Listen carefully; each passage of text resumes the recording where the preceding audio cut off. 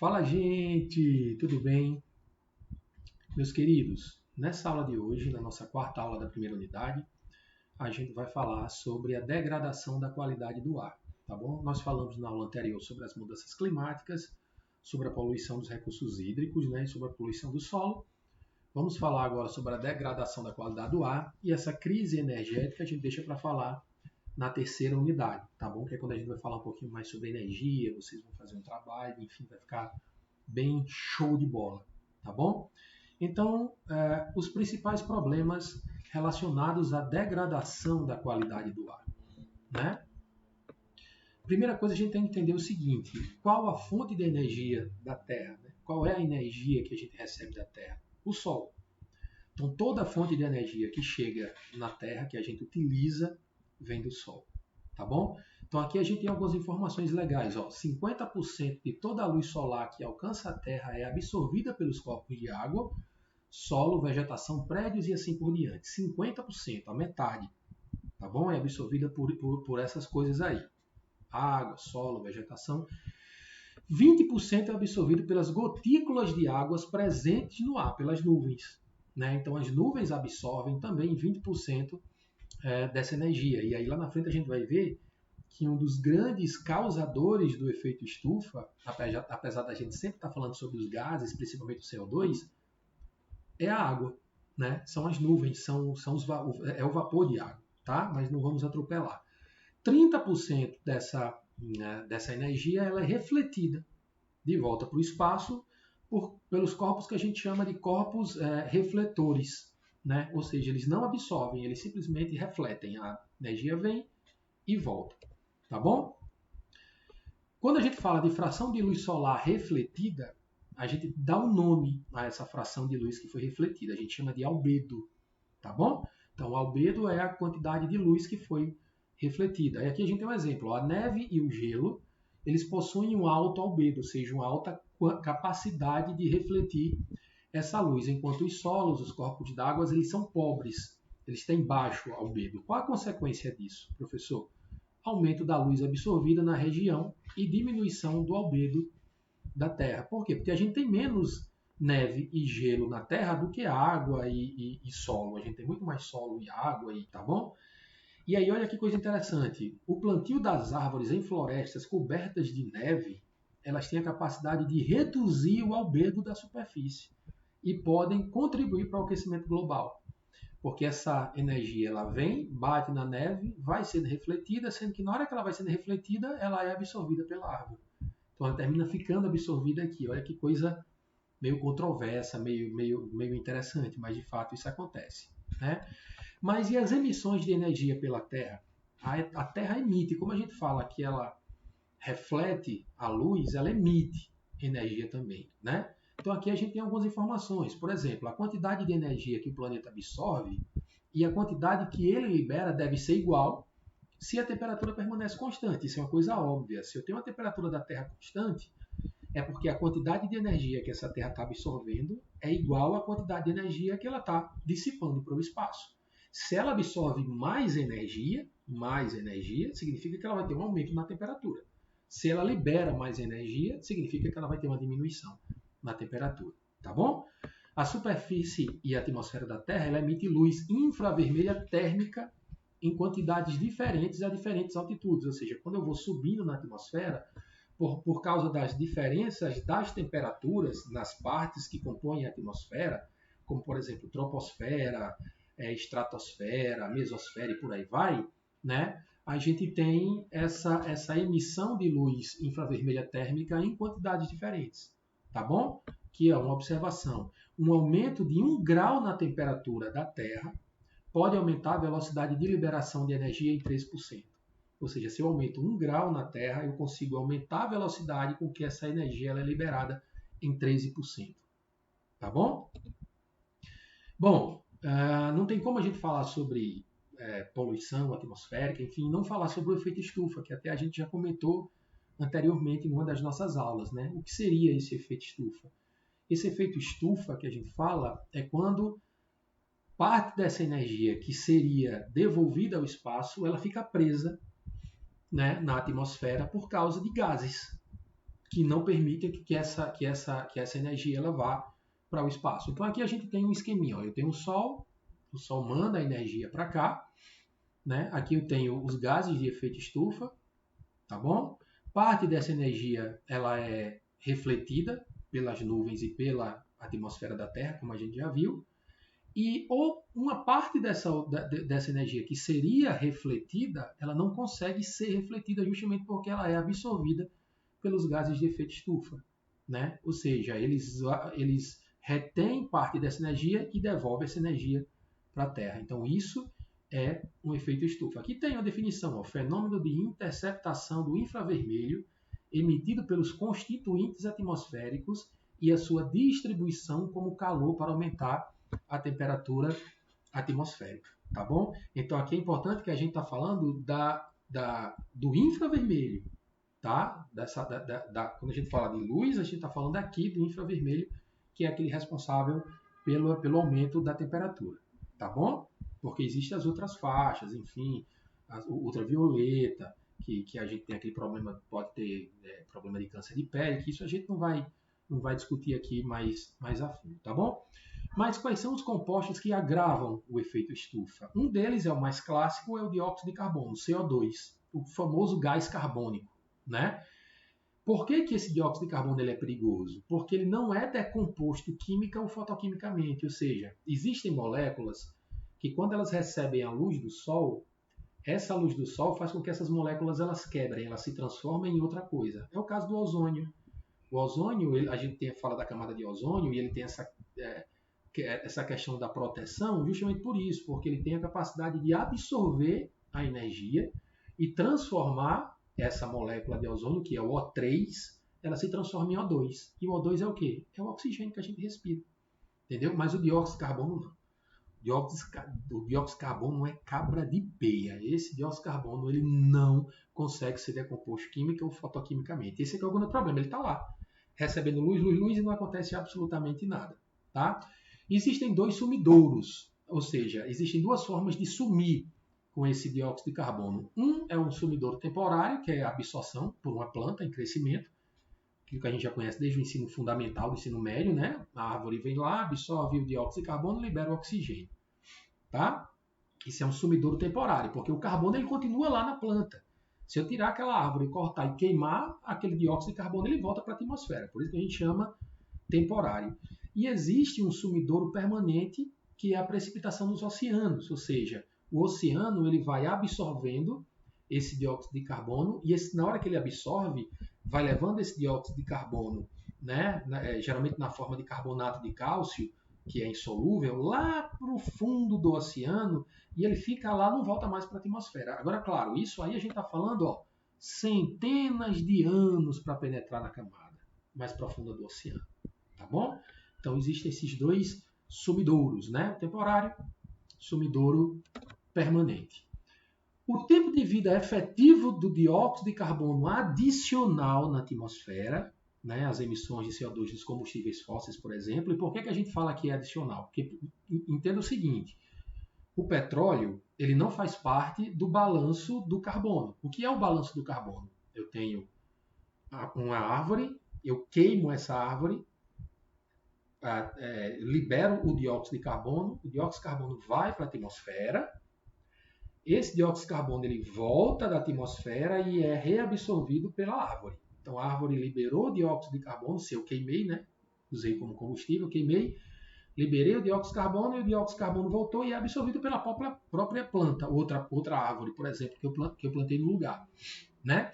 Quando a gente fala em dióxido de carbono adicional, é aquele petróleo que até então ele estava lá embaixo das camadas do solo, nas camadas mais profundas do solo, e até então ninguém estava usando. Era uma coisa que estava lá guardada. Na hora que eu vou lá e eu tiro aquele petróleo e eu queimo, eu estou colocando na atmosfera uma quantidade de dióxido de carbono que não fazia parte do ciclo. Né? Espero que tenha ficado claro isso aí para vocês. Né? Então isso aí tem que ser considerado também. Né? Na ordem de muitas décadas ou séculos, assim, o tempo de vida efetivo desse CO2 adicional na atmosfera. Ou seja, quando eu coloco um dióxido de carbono na atmosfera que não fazia parte do ciclo, ele vai passar muitos anos lá. tá bom? Essa figura ele só mostra justamente isso aqui, ó, que ele tem o sumidouro no oceano, ele tem uma perda líquida de 2,2, que é um índice, e aqui na terra mesmo, na floresta, ele tem uma perda líquida de 0,9. Então eu consigo perder mais dióxido de carbono no oceano, né, do que aqui na floresta, por exemplo. Tá bom? É só uma figura para vocês verem. Vapor de água. Vapor de água. Eu falei para vocês agora a gente está falando do que provoca o aumento do efeito estufa. Então eu comecei falando do dióxido de carbono. Até então nada de novidade. Mas aí eu coloquei vapor de água. E eu até já tinha comentado com vocês. Moléculas de água absorvem a luz infravermelha térmica por meio da vibração da deformação angular. Então o que é que acontece? A luz vem, a energia do Sol ela está vindo, se choca com a molécula de água, faz com que essa molécula de água fique vibrando e ela aconteçam as deformações lá nos átomos, e isso faz com que ele absorva essa molécula. Ele não devolve, não, ele absorve, ele muda o ângulo dele, da molécula, e absorve, simplesmente absorve. E se absorve a energia, o que é que acontece? Ela fica mais quente. Isso mesmo, é como se você estivesse pegando uma água fria, na hora que ela absorveu a energia, ela ficou mais quente. Ou seja, imagina um bocado de molécula de água que tem na atmosfera como vapor de água, né? O vapor de água, pela sua quantidade na atmosfera, porque é o gás que tem maior quantidade na atmosfera, né? É o vapor de água, ele é considerado o mais importante gás estufa na atmosfera da Terra, mesmo sendo um absorvedor menos eficiente que o CO2. Então percebam, o CO2 ele consegue absorver mais energia. Mas como eu tenho mais vapor de água na atmosfera, esse vapor de água ele termina sendo mais importante para o efeito estufa. Olha que coisa maluca, né? E aqui a gente tem que a quantidade média de vapor de água na atmosfera tem aumentado desde a década de 1980. Por que vocês acham que isso está acontecendo? Por que eu estou tendo um maior aumento médio, né, na quantidade de vapor de água na atmosfera? Será que isso tem... Vou chegar aqui bem perto. Será que isso tem relação com o aumento na temperatura da Terra? Que faz com que a água dos oceanos elas evaporem mais rapidamente e eu tenha mais vapor de água? Acho que sim, hein? Acho que tem essa relação. E aqui a gente tem uma coisa interessante. O vapor de água ele produz o que a gente chama de realimentação positiva. O que é que significa isso? Aqui tem um exemplo, eu vou ler para vocês e depois eu vou explicar. O aumento do vapor de água, a partir do aquecimento global, produz uma quantidade adicional de aquecimento global por causa do H2O, por causa da água. O que é que significa isso, professor? Não entendi absolutamente nada. Imagina o seguinte, tem um mar, eu estou tendo um aumento na temperatura da Terra, né? Um aumento aqui na temperatura da Terra, ou seja, o aquecimento global. Esse aquecimento global faz com que essa água ela evapore mais facilmente. E aí percebam, quem é que provoca o efeito estufa? Um dos gases que provoca o efeito estufa, o vapor de água. Então o vapor de água está aqui em cima provocando o efeito estufa. Se ela provoca o efeito estufa, faz com que a temperatura da Terra aumente e eu tenha mais evaporação da água, tenho mais vapor de água aqui, aumentando o efeito estufa, que faz com que a temperatura da Terra aumente e que essa água ela seja evaporada e se transforma em vapor de água, que aumenta o efeito estufa e por aí vai. Então é a realimentação positiva, né? É isso que de fato acontece. Então se você, além do vapor de água, que já é uma coisa natural, a gente não tem muito controle com o vapor de água, se a gente ainda ficar jogando na atmosfera o dióxido de carbono, o metano, outros gases de efeito estufa, a gente vai fazer com que isso fique cada vez pior, tá bom?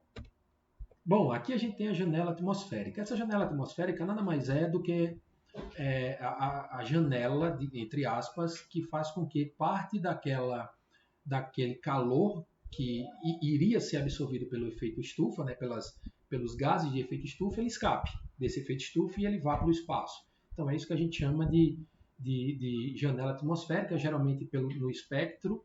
O comprimento de onda está na faixa de 8 a 13 micrômetros, né? Então essa energia ela consegue, parte dessa energia consegue passar por aquelas moléculas do efeito estufa e ir para o espaço, é o que a gente chama. Bom, outra poluente bem importante que a gente tem são os materiais particulares, né? Que são nada mais do que um conjunto de partículas que podem ser sólidas ou líquidas, emitidas por fontes de poluição ou mesmo aquelas que são formadas na atmosfera. Os materiais particulados eles são divididos em três: poeiras, fumos e névoas. Poeiras são essas, né, quando a gente tem um tempo muito seco e o vento termina levantando partículas de areia, enfim, são as poeiras. Os fumos, que são produtos da queima de materiais em indústrias, né, além de outros compostos químicos, os fumos são esses. E as névoas? As névoas são essas poluições que são misturadas quando o clima está muito quente, está muito úmido, está muito seco, não tem muito vento, então elas ficam concentradas em algum lugar. Isso aí são as névoas, né, que a gente já conhece. Os materiais particulados eles se dividem em três, tá? O MP10, que é aquele material particulado que tem um diâmetro de até 10 micrômetros, o MP2,5, que é o material particulado que tem um diâmetro de até 2,5 micrômetros, e o material ou a partícula total em suspensão, que é o PTS, tá? Que tem diâmetro de aproximadamente 50 micrômetros. E aí a gente tem a resolução 491 de 2018, que ele mostra justamente que estabelece esses níveis de concentração. Então, se vocês observarem, existem para outros gases também, tá? Eu trouxe aqui só os materiais particulados. Então, aqui a gente tem o MP10, MP2,5 e o PTS. Vamos pegar qualquer um aqui, o MP10, por exemplo. Então, eu tenho a referência, que é sempre um período de 24 horas ou anual, para esses dois aqui, tá? O MP10. Então, eu meço ele em 24 horas e faço a medição anual. E aqui eu tenho os períodos de referência, né? Os padrões. Então, aqui eu tenho o padrão 1, padrão 2, padrão 3 e o padrão final.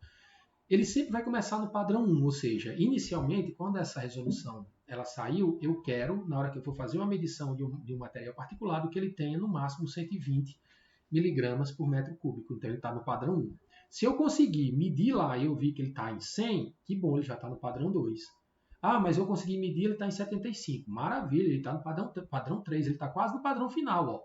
O ideal é ele chegar nesse padrão aqui, de 50, tá bom? Então, é isso que mostra a resolução CONAMA, tá bom?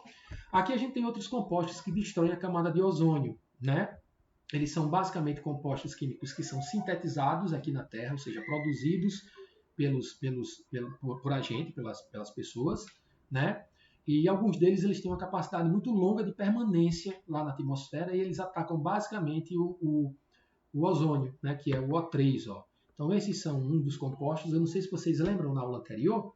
Eu acho que foi na aula anterior, não foi nessa não, que a gente falou sobre os CF6, né? Os compostos clorofluorocarbonetos. Então, olha, cloro e flúor e carbono.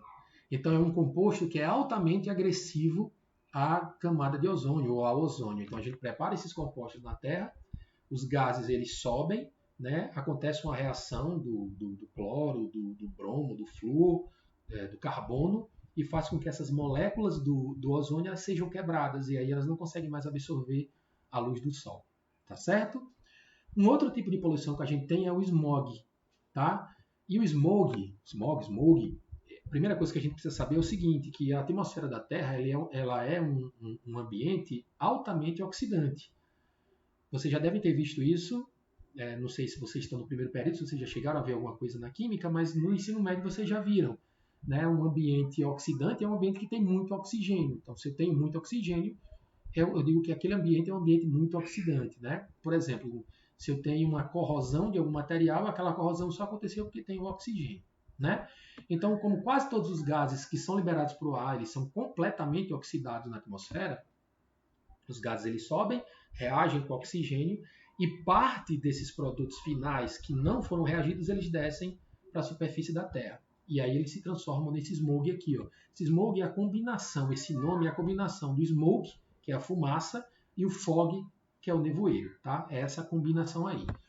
Bom, existem esses tipos de smog. Ó. Smog urbana, industrial, fotoquímica e o redutor. A urbana é a mais comum, né? E é uma mistura de poluentes gasosos, como neblina e partículas sólidas, que são poeiras. O smog industrial, que aí já tem presença de compostos mais nocivos à saúde, como o ácido sulfúrico, o dióxido de enxofre, por aí vai. A fotoquímica, que ocorre com a luz do sol, na presença de luz, né? É uma neblina que é comum nos dias que são muito quentes e secos, né? Justamente por causa da quantidade de luz. né, e são encontrados nesse tipo de neblina o dióxido de nitrogênio, por exemplo. E o outro é o smog redutor, que é um fenômeno químico que resulta em compostos químicos finais no seu estado reduzido. Tá bom? Em qualquer situação, a formação de um smog implica uma poluição atmosférica juntamente com uma inversão térmica. O que é que significa isso? Mediante a qual os poluentes não são espalhados pela falta de ar e ventos. Sempre que eu tenho um aumento, uma variação, uma mudança na temperatura, se eu tenho um aumento na temperatura, se eu tenho uma diminuição na quantidade de circulação de ar, eu vou ter uma situação de smog. Então, geralmente é uma situação que é concentrada em algum lugar. Geralmente numa dessas cidades que são mais poluídas, né? A gente vê muito isso em Tóquio, em São Paulo, em alguns momentos do ano, né? Porque depende também da questão da inversão térmica, do período e por aí vai. Aqui a gente tem alguns efeitos do smog fotoquímico, né? O efeito físico, que as partículas do smog eles formam aerossóis que limitam a visibilidade. Então, aerossóis são gases com partículas muito pequenininhas, né? A gente sabe, quem já passou por um nevoeiro sabe como é que funciona. Os efeitos biológicos, né? Que aí vocês vão ter, a gente vai refletir na biota animal e vegetal também, né? E no ser humano, com problemas respiratórios, irritação e por aí vai.